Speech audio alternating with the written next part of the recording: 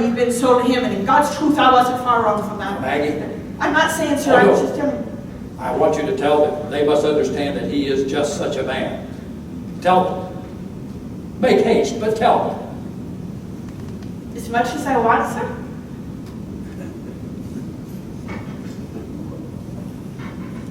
This man was a hard man, a cruel man, with a taste for strong drink and a temper that went with it. 4 milk oxen that he had that pulled that wagon, and he loved them like children. He called them my babies, my boys, and they each and every one had a name and followed him around wherever he went. He carried a whip, curled up in his hand, that he would crack over the top of their heads when we traveled, but he never touched them with it. No, you see, he was afraid they wouldn't love him enough to work. He didn't worry about that with me. My name was never more than Winch or Hussy or a few more names that I won't say because there's ladies present.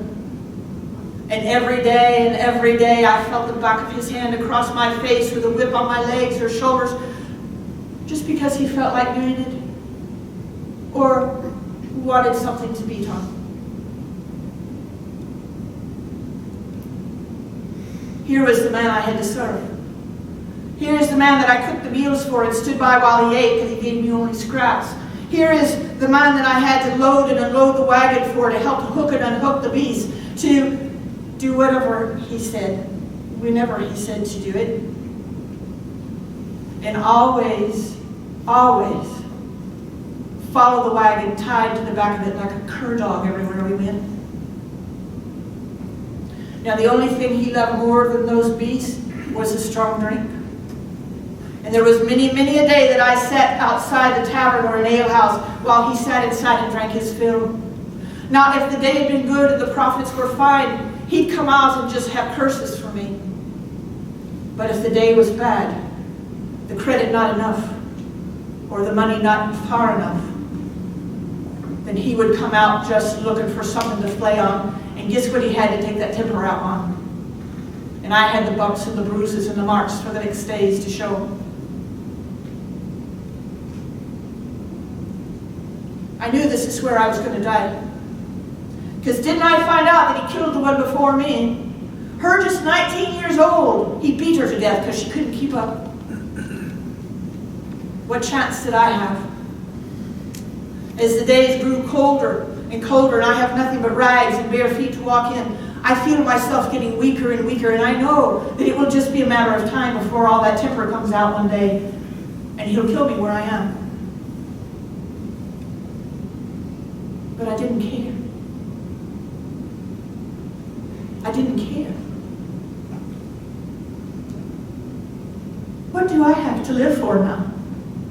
What hope do I have in my life? Do I have someone that I'm going to go and build a place and a home that no one will take away from us again? No. I have nothing. I have no one. And so I just waited as the days went by until the day would come until he'd take my life. Well, it finally came. Oh, the day was so cold and wet, and there I was crouched underneath the wagon outside the tavern again, shivering and shaking. My teeth were chattering so I think if I'd set them together, my whole head would have rattled clear off.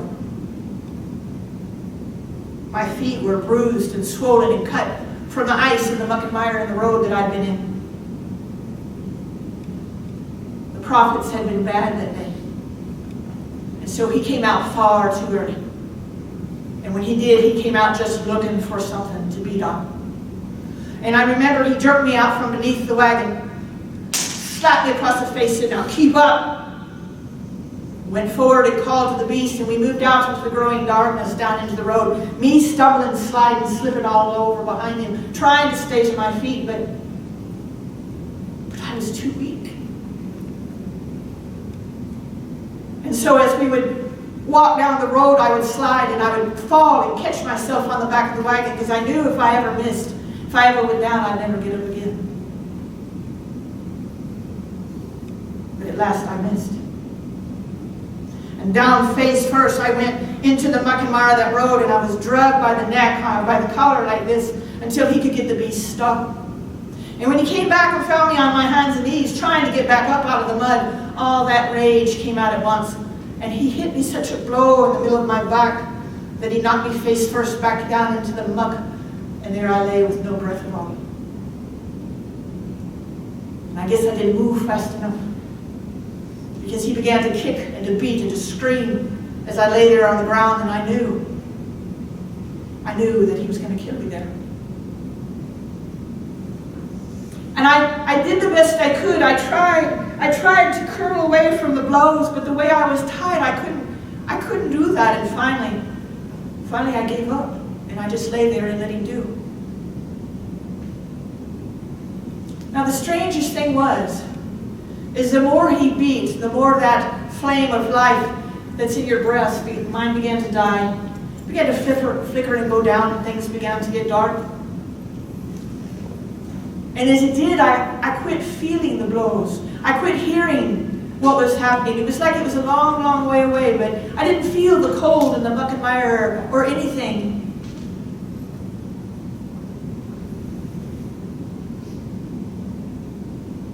But all I could think of was Robbie. And how we had such dreams when we came here.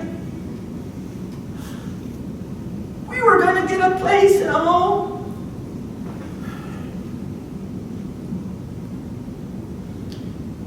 And this is all that's going to come of it.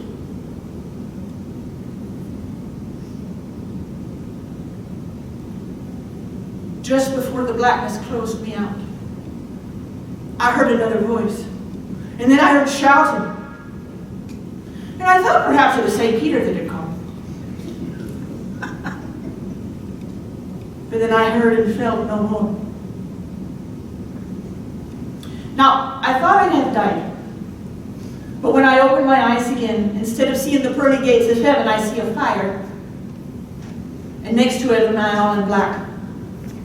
And I think to myself, oh, Maggie, it wasn't St. Peter's, the devil himself who's come. But the truth of it was, as this traveling minister had been passing by, seeing the wagoner beating at something on the road, he crossed to see what it was. And when he saw it was a woman on the ground, he shouted at him to stop and taking his arm. But I didn't belong to him now, did I? Whose property was I to beat to death? And so the minister had to buy me in order to be able to save my life that night. And I've been with him now more than 2 years, traveling everywhere he goes. And he's a good man for a preacher.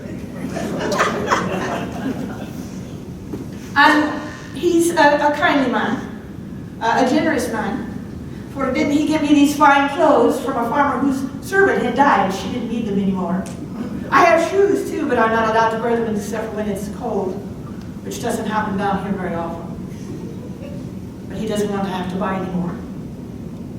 And he's a kindly man, for he's not lifted his hand to me one time in the 2 years we've been together, though I know he's been sorely tempted to do so.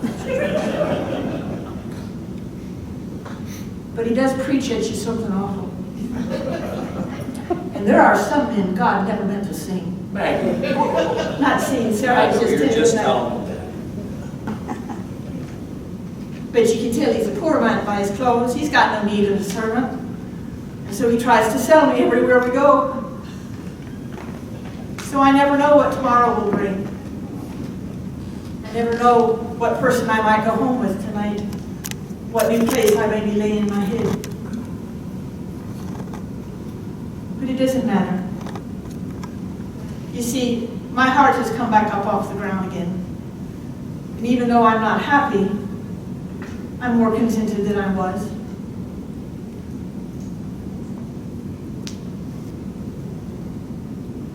But you know, madam, there's ever a night when I sit before the fire and stare into the flames, and doesn't my heart and my mind take me winging back to Ireland again? Suddenly I'm there, sitting in my own hut, with my peat fire in front of me. My children are at my feet. My baby in my arms. And I turned and looked next to me, and there's Robbie, with the firelight dancing on his face and his eyes all a-twinkling. And he's smiling that devil grin at me the way he always did.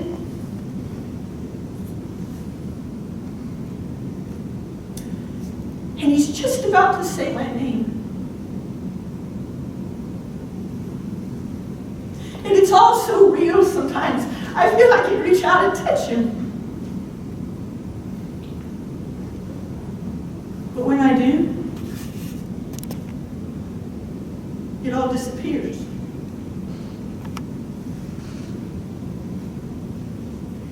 And I'm still alone.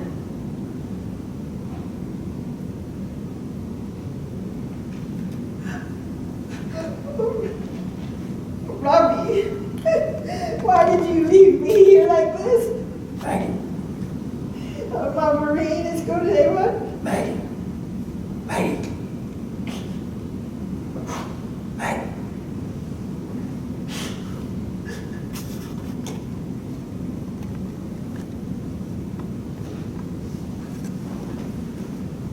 Forgive me. I lost myself to you. 8 more years I have, till this collar comes off my neck and the papers that hold me bound to another man will be mine, and I will be free. And the day that happens, I'll turn my feet west. And here is where I'll come, because here it is free. The land is free. And a man and a woman can make a place in a home that no one can take away from them again. And I find me such a man that don't care what I am, or where I've come from, or the scars I have on my neck, but will be glad to have someone like me to stand by his side and make that place. And I do that. Not for love. No, not this time. I do that so that on the day that my eyes close in death, and they lay me here beneath the sod of our own land, I'm going to be able to look into Robbie's eyes. And I'm going to say to him, I did it, Robbie. I made it for the both of us.